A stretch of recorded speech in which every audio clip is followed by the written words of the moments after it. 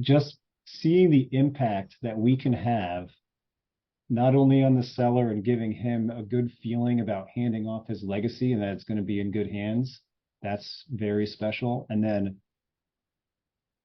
not that we have to fix anything, but we can definitely make things a little bit better for all of the people that work there too. And um, from a day-to-day standpoint, work is busy and hard, but just thinking about the impact we can have on all these people is the coolest thing that I think that we're creating. Hello, everyone, and welcome to the Moeller Real Estate and Business Podcast. I'm your host, Phil Moeller, and on this podcast, we will be interviewing guests that have made their mark in real estate, in business, and in other areas of life. Listening to podcasts myself has helped me in so many different ways and continues to do so. If you're a real estate investor or an entrepreneur, or aspiring to be either, or just someone that wants to learn, you've come to the right place. An easy way to have an impact is to share this episode with friends or family, provide a review, or just spread the word. We greatly appreciate it, and now let's get to the show.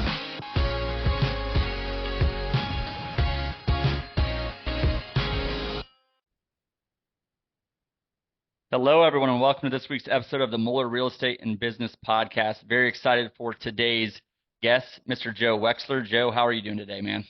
Good, Phil. How are you? I am doing great. Very blessed. Joe, for our listeners, Joe is the managing director of Blueline Ventures. They focus on middle market business acquisitions. Honestly, I think we're going to have a great discussion today on acquisitions, setting your businesses up to maybe sell if you want to buy businesses. Joe is considered by a lot of people to be an expert in the space.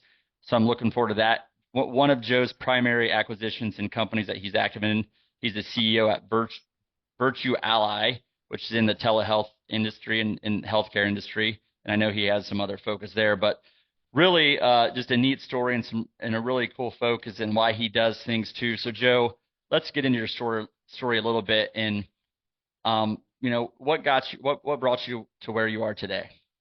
Yeah. Thanks again for having me, Phil. Always an honor. Yeah, it's been a fun journey. I would say, the majority of my career in management consulting before I was doing business acquisitions. So early days, I was in real estate development, construction management, worked for some small construction companies, and then ultimately went back and got my MBA full time, which was really a means to get into management consulting. I didn't really know what it was, but it sounded sexy, and I was chasing something. And it had a great career there. I probably, worked for some big firms that you've heard of and some small ones that you haven't, but got a chance to work with a lot of smart people, learn how professional consulting works, and to look at a lot of different businesses around the world. I probably traveled to 30 countries just through that work, and most of my clients were manufacturing and distribution, some financial services. The last part of my career was in healthcare consulting, and it was a great time. In 2015, we were about to have our second child, and I was traveling full time. So it was really then that I started thinking about not being on the road, and I joined a small boutique firm in Charleston, South Carolina, where we moved to be close to family. And I was a partner there. Well, we grew that practice pretty well, and then ended up selling it in 2019 to a larger advisory firm.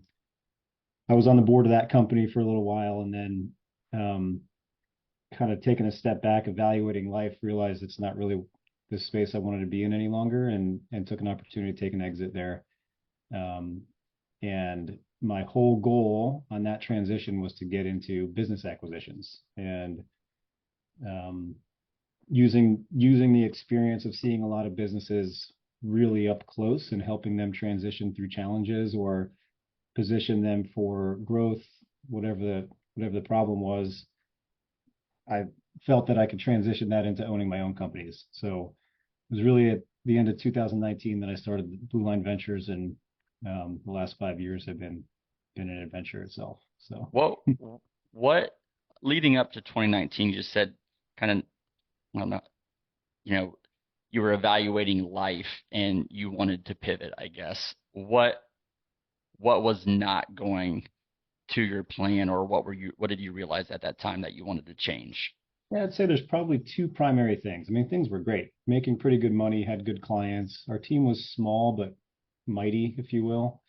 But the two things were one, as a consultant and similar to many W-2s, I always felt like I was on call or at the beck and call of our clients and always had to be on and kind of validate our purpose and our value. And it just was kind of, I was tired of that. Again, a great profession, and I'm still in touch with a lot of those folks, but I wanted a little different dynamic in my professional career. I also was seeking some structure that gave me some freedom to spend the time with my family as my kids were getting older and I'm getting older, and just create some time freedom that allowed me to prioritize those things. Um, so it really wasn't until that time. I was, see, 2019, I'm late 30s. First time I read Rich Dad Poor Dad. First time I understood the concept of what an asset can do for you in terms of kind of growing in value and supporting your lifestyle. I got really good at creating revenue those the years leading up to that, and it was really when I started thinking about accumulating assets as a means to be able to achieve some of that time freedom, which was my number one priority. My kids now are 11 and 9, and the last 5 years have been so special in that I've been able to create a professional environment that allows me to be really fully engaged and flexible enough to be with them in their important developmental years. So, and then for myself too, I mean, I've had the the great opportunity of doing a lot of things for myself, whether that's personal travel, development, health and wellness. I do a lot of adventuring myself, both with my family and individually. So I think those are the two big things. That's a lot right there. And when I just look at like your bio and think about all the things you're doing, it's, I think the big story here too is that I think you are achieving the different dynamic professionally and you're really having an impact, but also time and travel and adventure with your family. You're achieving both. So it isn't a one or the other thing. I want to go back. So 2019, so you kind of make this decision. You want to do this on your own. You want for those reasons you talked about. What are kind of the next steps, or where does your focus go from there? Yeah, I mean, I again, I had this idea of having business acquisitions as my primary thing. I didn't know how to do that necessarily. I'd been involved in mergers and acquisitions on the consulting side and obviously saw a lot of businesses, but actually how to buy a business, I hadn't done that before. So I took probably 6 months to build some clarity on what that meant to me. I 6 months of no income. Like as I said, I hadn't had any other assets. So um, 6 months of no income, and then just learning and reading and talking to people and really getting out there and doing it. I took a class, and that's where I started getting clarity on my vision for Blueline Ventures, which was and remains this day a holding company that acquires and oversees the operations of a handful of operating businesses, whether that's 2, 20, 50. I mean, I don't know what the ultimate number will be. Right now, there's about 5 or 6. Um, and there's some structure at the Blueline Ventures level supporting those operating businesses. And each of those companies has relative autonomy, great teams, great culture, great place to work. The current evolution of Blueline Ventures, we have a motto of do awesome stuff with awesome people. So our whole goal is to find businesses that we can be involved in for a long time, but really provide great places to work and great cultures across everybody involved in those businesses. So I want to talk about the 6 month break because I think so many people if they get done with a chapter, they start the next chapter.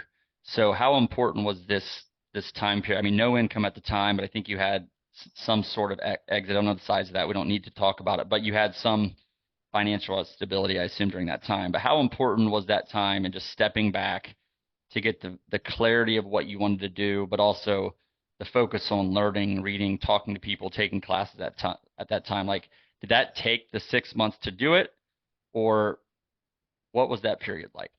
Yeah, some of it was honestly just completely disassociating myself from the old me in the way of working as a essentially an employee, even though I was a partner. Um, Getting the mindset right on that side of things. Um, I think there's no substitute for action. So in that 6 months, I wasn't just kind of reading books on my back deck. I was also looking at businesses and making offers and talking to brokers because that's really where the lessons are. But definitely the clarity part of it evolved from that first idea to what it became a few months later.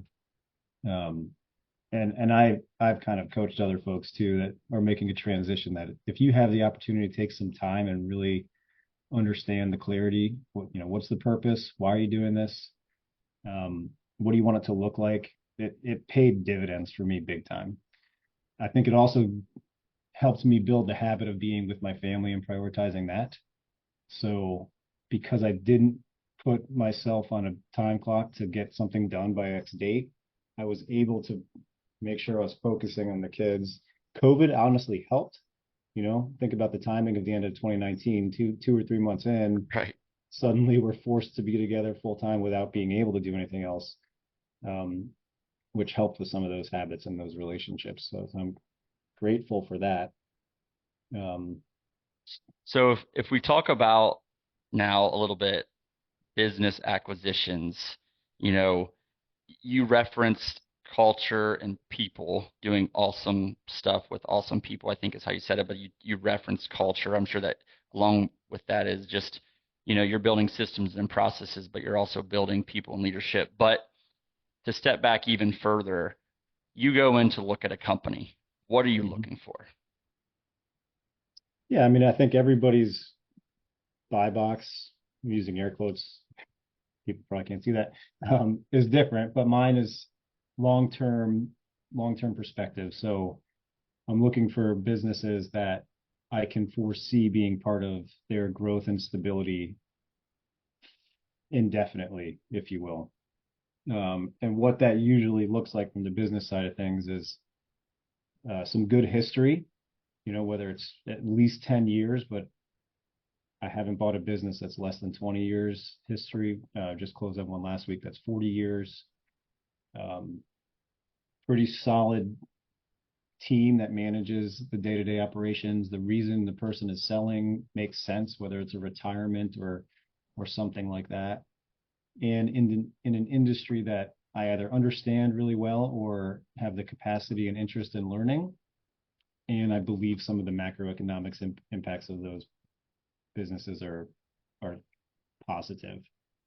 There are things I don't know and things I won't touch, but those are unique to me. Like I don't know retail. I'm not really strong or have a good background in software, for example, or online retail. There's others, but those are just some examples that pop to mind.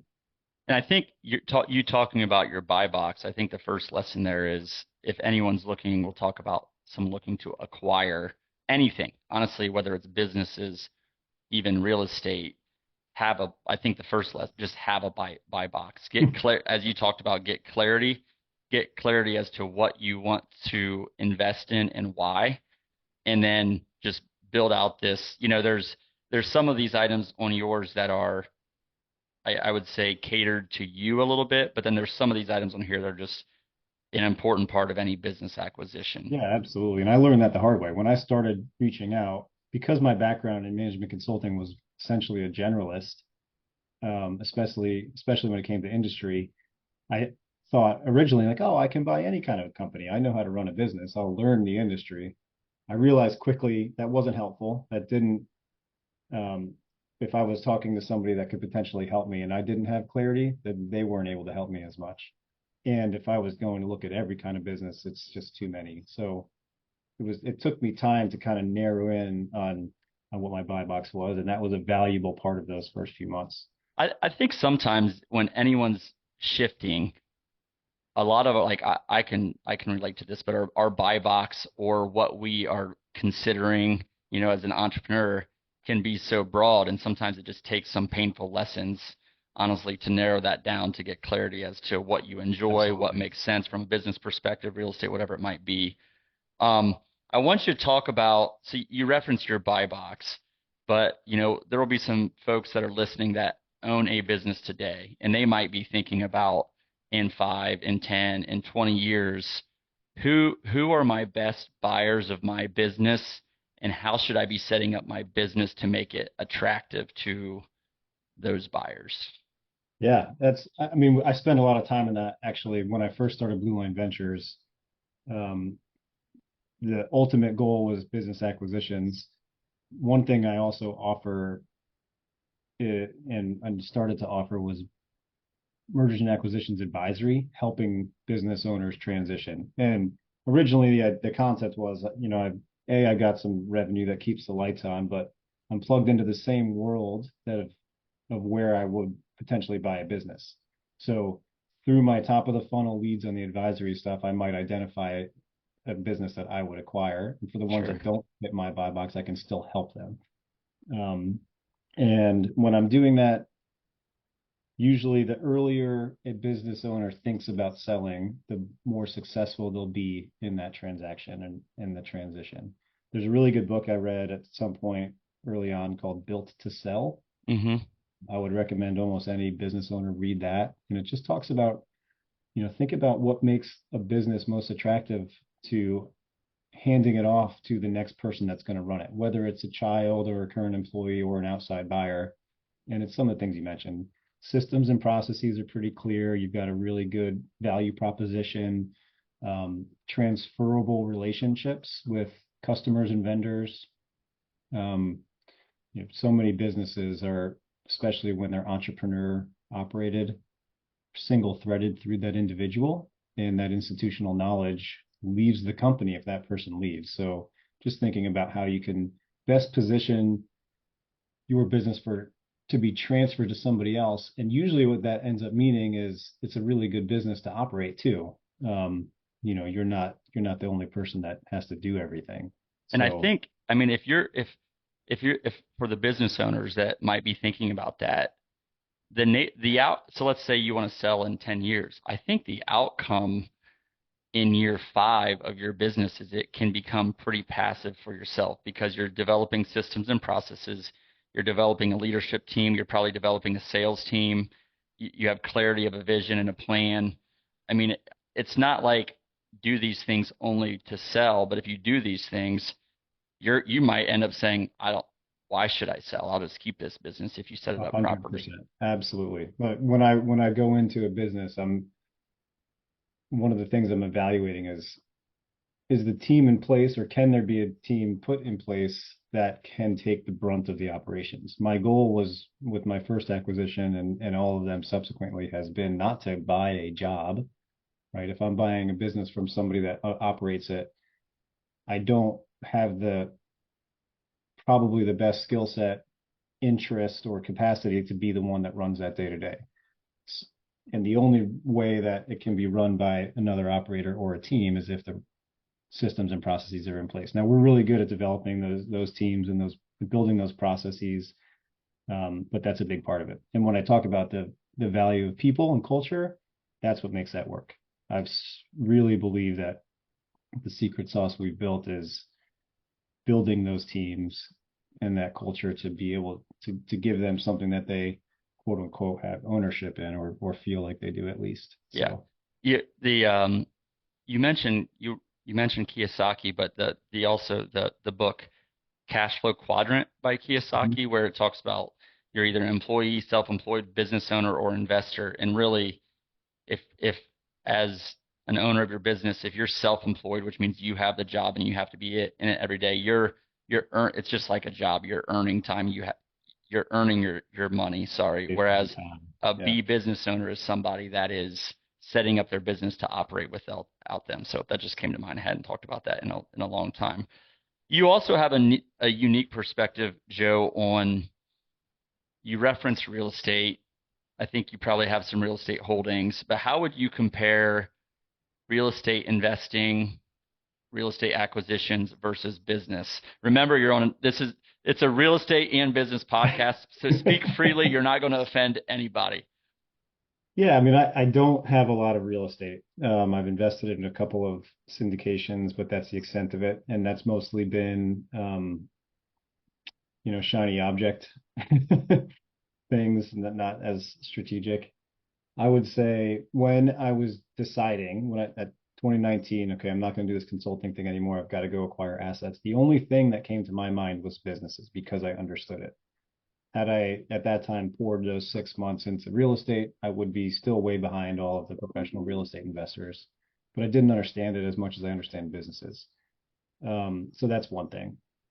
I believe that real estate will be a part of my strategy as the businesses generate cash flow, where I store some of that wealth, but it wasn't where I was going to go build the wealth. Again, that was just based on my experience to date. What I love about business acquisitions is you can find a business and the purchase price valuation is so in this lower middle market is so attractive that the returns are outsized. So I'm buying a business at 3 to 4 times earnings using leverage, meaning I'm getting my cash back sometimes within the first 12 months and it's cash flowing from there and appreciating in value. And I have no upside on how big that company can get, generally speaking. So if I buy a business that's doing $4 million in revenue, I could potentially double that, triple that, whatever it is, because I'm not bound by the capacity that that asset has in most cases. Whereas in real estate, maybe a little bit safer. The risk profile is definitely different. But you're kind of capped at what that potential of that property can do. And in a lot of cases, you're happy to get your cash back in 7 to 10 years. So it's a different type of asset, but I believe the opportunities are much bigger, risk rewards there for sure, and it's what I know, right? So spending as long as I did in consulting and helping other companies perform has definitely translated to this, and I And love it. I love working with the people. So first of all, you took the words out of my mouth on risk reward, and I think a lot of people might perceive buying a business as higher risk, but upside. There's unlimited upside, but you'd also make the argument it's based on your experience and what you know. For you, you knew business, you didn't know real estate, so your risk of business may have been less than it was for real estate. And I think for people, really, it comes down to what is your set of experiences, but also what are your goals and what are your financial goals. If your financial goals are super high cash flow and I want to stop working my W-2 or whatever it might be in 6 months or a year from now, buying a 4 unit apartment, like you're limited on the upside. I mean, you can flip them, you can do things, but with a business, you really have more potential. First of all, likely higher potential for cash on cash return because of just the relationship, the acquisition price, whatever it might be. But also, as you said, I hadn't thought about it before, but you're just a real estate investment has generally a capped top line revenue potential. So I think it's important, by the way, if someone has a tax strategy and just wealth preservation because they already have a business, then real estate may make sense, right? So it just depends on yep. folks' your experience and your personal goals. Yep. Perfect. So the other thing I want to talk about is your personal goals at that time. If you go back, were just family, adventure. You referenced, I think, on the pre-call, staying grounded and focused on that. So tell me a little bit about what your business acquisitions focus has enabled from a personal lifestyle adventure perspective. What are some what does that look like as far as total time? What are maybe some cool things that you've done? How do you feel about that? Share that with the group. No, I mean, I work really hard, right? So it's not about that. There's as much work time probably as there was before, but it's mostly on my terms. And I've got teams in these businesses working, while I'm not necessarily working on that business, which is magical. I've got partners in my acquisitions, which helps kind of balance some of the load, and those partnerships are very intentional. As I'm going forward, Blueline Ventures team has grown. And we're actually making acquisitions now out of a fund structure for the first time, which is a whole new ball of wax that I'm happy to talk about. But really that the ability to kind of make my own schedule and prioritize the personal stuff because I have teams in place is really the thing that has made a big difference. Some of the things we've done, I think I mentioned earlier, we spent a couple of weeks in Europe this summer. My son is 11 years old and plays rugby, and we put him in a rugby camp in Ireland, which was a really cool experience. That's that's amazing. And I was telling the story because I've been to Ireland and I remember working with a guy there and he'd always come in on Monday mornings with a black eye or a broken arm or something because Yeah. of the sport of rugby. So how, yeah, I mean, just for the listeners, just step back and think about that for a minute. Like your kid's in a sport, whatever it might be, but then there's this, I don't know if Ireland's the epicenter of rugby or not, like why you picked it, but think about bringing your kid to a place like that to get a completely different cultural experience in that sport, but with people from another country and a completely different background. That had to be amazing. Oh, it was so special. It was as much a cultural thing as it was rugby for him. He was the only American kid in the camp. It was taught by New Zealand coaches. My daughter was with us, so she got to kind of, we really tried to be in the town and become part of that town for the time we were there. It wasn't a long time, but it was that for sure. I mean, it's really important to me that they have some perspective and get to see different cultures. I grew up in a very diverse area. Where we live now is not as diverse, so we try to create those experiences and instill some of those values. And we've been able to do so much more of that in the last couple of years compared to what we would have otherwise been able to do. On a personal front, I've done a couple of adventure races, which is a new thing. I did one last year that was 48 hours. I was awake for 56 hours straight. Only time I've ever done that. Hopefully, I won't do it again. That was intense. It was awesome. Um, Why did you do that? Like what made you want to do that? Is that a yeah, test or is it a 43 years old, man. I'm trying to stay healthy, and I am pretty committed to health and fitness, but I think it's easy for me to prioritize the family and the work if I don't have something to look forward to. So honestly, I sign up for hard events so that I make sure to work out and so that I can complete the event without injuring myself or worse. And I've always sought out hard things like that. I tried out for Team USA skeleton team when I was 30 years old, and I don't know what it is, but I'm old, for some reason always like to try to do crazy things. And my wife knew what she signed up for, but she still sometimes looks at me sideways, like, "What is wrong with you?" So I love it. And I think that mindset of trying new and challenging and hard things and I mean those things clearly there's something to look forward to. They test your physical abilities, but I think probably more so they're testing you mentally, both the preparation and the actual event. How does that how does that translate to business? Does that translate to business?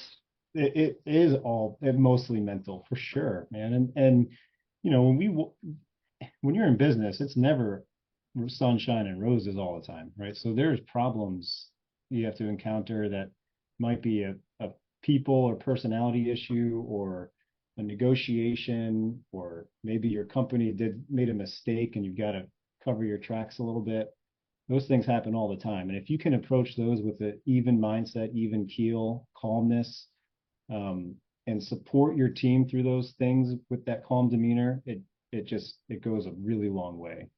If everything freaks you out and you're going to react because you're not tested or you haven't been in harder situations, then it's going to be hard, right? I mean, there's a guy on my team that says 80% of our waking lives, if we live to 80, or sorry, 20% of our lives is at work. And most people hate that. What if that 20% was awesome? And in order to create that, you have to be calm and face those challenges and obstacles, not only with grace and patience, but with a calmness that instills confidence in your teams. So I do think some of those other harder things, the physical things and the going to new cultures and environments and getting those perspectives really enables me to face any one of those situations positively. So yeah, there's definitely transferability there. Yeah, I love that. I love that. If you kind of look back, whenever you were making the transition, um, like what were some whether it was during the transition when you were buying companies, maybe it was one acquisition or another, what was the biggest fear you had along the way? Oh man, I mean, there are still days when I'm making it up as I go along. Probably for the 20 years I was in the workforce, you just have a paycheck and you know what to expect, and there's not as much responsibility. Right now, across my businesses, I've got probably 200 to 250 employees, and it's 200 plus families that are relying on the paycheck from me now, or from our teams, and that's a lot of responsibility. It's scary to think about that sometimes. It's also an honor and a privilege to have that responsibility. And we talk about that as a family too. It's been cool to have my kids observe that and hear me talk about what that means. I'm not just a owner and a boss, but it's a responsibility that we're creating. I don't know. I have a pretty high risk tolerance, I think. So I don't know if scared is the right way to say it. Most of it, I think everybody deals with some imposter syndrome, and that's something I face every day. But um, I don't know the right answer to that. I mean, Yeah. getting the right people in place and the right teams. Were there some things like during just your path, like uh, an abrupt or significant mindset shift? Like you were doing something one way and then, it went well or didn't, and it was a mindset shift, or just like a major lesson that kind of made you think about something completely differently? I think the biggest thing is making sure I've got the right people around me and not thinking it all had to be me doing it. It started out as just me, and that was overwhelming at times. I think recognizing that there's things I'm really great at and things I'm really bad at, and just being intentional about surrounding myself and building out a environment where those gaps can be filled with other folks, whether it's personal, like mastermind groups that certainly help propel us and set us up right, or actual employees or partners. I think that's the biggest thing. I've been a lot more um, thoughtful about how to have people help and be part of it than Yeah. I was at the beginning. Well, I mean, I've talked about it in the past too, but just educating yourself, networking, associating with others, and just building your own self-awareness as to what you're good at and what not. And then, I mean, we've heard it, but just people and surrounding yourself with the right team members, partners, whatever it might be, is so important. So, I want to, if you step back and you reflect, how does what you're doing, what you have done, how does it make you feel?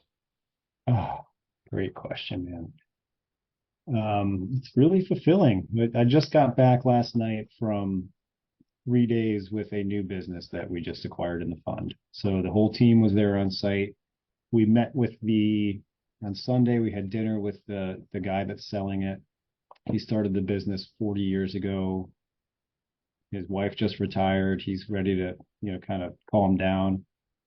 And we met with him and two or three of the key people on the team and had dinner. And then Monday morning, we went in and met the rest of the team and the crews and did a happy hour Monday night and spent a couple of days in the office. And just seeing the impact that we can have, not only on the seller and giving him a good feeling about handing off his legacy and that it's going to be in good hands, that's very special. And then, not that we have to fix anything, but we can definitely make things a little bit better for all of the people that work there too. And um, from a day-to-day standpoint, work is busy and hard, but just thinking about the impact we can have on all these people is the coolest thing that I think that we're creating. The other thing we talk about as a team is what's the wake we can leave and what's the impact we can have on whatever this world. It's a little cliche too, but we have a real great opportunity to do that, and that feels really great. Yeah, I love that. And I think so much of whatever people do, if it's in the telehealth space, the sign space, the real estate space, it doesn't matter, right? I mean, it's still like the answer to your question there is having an impact on these people, on the sellers and their legacy. That is a huge deal to that seller to feel Oh, good about it, especially when they probably feel okay about it throughout the process, but man, until they sign that paperwork and then to see it go just come to fruition after the fact has it's to feel emotional. so good for them. And Yeah. honestly, I think the big thing is they have the weight of those employees on their shoulders too. That's what's holding them back from selling, probably a lot of times in the first place. So when they see that their employees, like their legacy, like that's what's important to them, not the business, not the sales dollar, not the product, probably. It's those employees. I guess no matter what people are doing, it comes back to people and the Every time. impact. We focus so much. I mean, 90% of my energy and time is focused on the people across the business. I don't really have anything that I'm responsible in terms of a task for any of the companies, even the one I'm the CEO of. It's all on the people. And if you get that right, you're going to have successful businesses. I believe that. We've got an advisor on our fund that is the CEO of a publicly traded company, 20,000 employee kind of guy. And we were in his office a couple of weeks ago in Texas. It's all I talked about, right? Share price never came into play, strategy and growth and all that. It was take care of the people and just understand what that is, and everything else will fall into place. So not only is it the most rewarding and the thing I like to do, but it's also the most impactful thing in when you're talking about business. It's hard, right? It's not for everybody. It'd be easier to just say I'm going to buy a storage facility and it's going to do its thing. Great strategy, but I love this people part of the business that we're doing. Yeah, So that's fantastic. I love that. What are you excited about moving forward? yeah, I mentioned this fund that we've launched. The team that we put together is so spectacular. I'm so lucky to be working with these guys and honored that people that have joined have seen the same vision. And it's really just continuing to do what I've started, but at a bigger scale with more sophistication and having some investors along with for the ride that so far they're enjoying it. So that's the biggest thing, it's gonna evolve and it's gonna take different shapes. We're gonna make mistakes for sure, but that's the most exciting thing right now. What is that like from an investment perspective? What does that look like? Yeah. So again, we're long-term buy and hold, right? That doesn't mean we won't sell something opportunistically or even strategically, or that the assets that we acquired won't make sense for a roll up and things like that. But from an investor standpoint, we want folks that are aligned on that same perspective and understand what our values and our culture is and where we focus. So, um, we're raising a fund with that long-term perspective. The um, kind of the economics of that for an investor is, pretty fast and early return of initial capital so that the investors are de-risked pretty early and then they're part of it for the duration. Um, and we're really excited about what is now the first acquisition of the fund and some of the pipeline we have. So it's Awesome. going to be really good. And we'll get your contact info here in a little bit so people can find out more about that too. So I want to go back to you, kind of, your path, key factor to success that you have applied. I think I've heard other people say this too, but just taking action. Um, there's another saying that this is more of a family saying my mom and I kind of have coined and made real, but leap and the net will appear. Really all about, you gotta take the step off the ledge. And the way I think about that is, the most nerve-wracking part is when your knees are bent and you're about to go, and it's like the butterflies in your stomach. And when you get the butterflies, you're in the right place, and the net appears because you've had some experiences, you've put people around you, you've networked. The net doesn't just magically appear. It's not blind faith. It's more about I trust that I'm doing something and the things that I have put in place with that, the experiences I can fall back on are going to support me through this. So, taking action and not over analyzing. And it's, measured risk, but That's the biggest thing, is just if you have something, start. And will that be the same for you moving forward? Does that change? I don't think it changes. We have investor dollars. You think about it a little bit differently, and you're now a steward of other people's money. But um, I think I think just doing the fund in itself was a step off that ledge for us. And um, yeah, it's a good question. It doesn't change from the standpoint that we are looking for opportunities and we are prepared to take advantage of those. It probably makes us think a little bit more beforehand just to make sure. Yep. But um, Yeah, yeah, taking action, taking that leap comes in different forms too, right? It's not the same yeah, types of actions. It's not all money related, or there's different risks or actions, different types that need to be taken. So yeah. most impactful, you mentioned a couple books, but most impactful business book that you've read. Ooh, recently I read Shine, which was Ooh. really good. Man, we've read a lot lately, Sh- especially as our partnership has evolved. Shine is the is it the, Gino Wickman, yeah, yeah. Gino Wickman? When we talk about like partnerships and forming things, the advantage is one that jumps to mind as being thoughtful about how you're building something. Um, the partnership charter we just read as a team, just to make sure that what we're creating is thoughtful about kind of all the eventualities. Built to sell is great. If you're looking at buying a business, buy then build. Oh yeah. Walker Dybel is a good one. I love the Comfort Crisis, kind of going Yeah. back to that take a leap. I loved that book. That was one of my favorites a couple years ago. Man, there's a lot. That's quite the reading list. Any others you would add just from a personal development perspective? Uh, My one, listeners are going to be mad already because there's like four more books added to their book list. So yeah. Oh man, I got a partner who every week is like sending us books, which is great. One that I read recently with him was The Rebellious CEO, which focuses on a handful of big business CEOs that kind of did things a little bit differently. That was a cool way to think about, um, not necessarily bucking trends, but just being ready to do things differently than everybody else. awesome.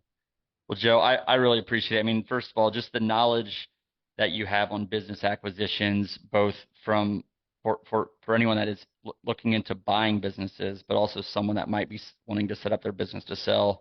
Really appreciate it. The fact that you just talk about people impact, it keeps coming back to that, as a lot of times whatever we do is just a vehicle to have an impact in some way or another, and that can be in many different forms. And really just, clearly you've been leaping. The net has appeared, but you've been leaping and taking action. So congratulations on it, on everything you've done. How can our listeners find out more about you? Yeah, good question. I'm not out there a lot. I think LinkedIn is the place I'm most active. You can look me up, Joe Wechsler. Blueline Ventures is probably has the most information on the business acquisition side. Blueline-ventures.com. There's a fund site within that, blvfund.com. But yeah, I'm always willing to have these conversations. I love helping people think about their own personal journey, whether they want to acquire a business themselves or learn about it, or they have a business for sale. Those are the things that energize me, those conversations. So Joe, thanks so much for bringing so much value to me, to our listeners. I really appreciate it. Thanks for coming on, and definitely we'll put all of your contact information in the show notes and encourage our listeners to check out and learn more about Joe. Thank you. I Bill, thank appreciate you, the time. man. Yeah, thanks for everything you're doing. Awesome. For the Moeller Real Estate and Business Podcast, signing off. Thank you for listening to the Moeller Real Estate and Business Podcast. We hope you found today's episode helpful. If you know current or aspiring investors or entrepreneurs or anyone that would benefit from today's episode, we appreciate you sharing it with them, or better yet, providing us a 5-star review. To learn more about Moeller Real Estate, visit our website at www.moellerre.com. You can also sign up for our newsletter or local events via our website. In closing, I encourage you to be purposeful in all areas of life, educate yourself, network with others that have been successful, take action, and lead. Thank you.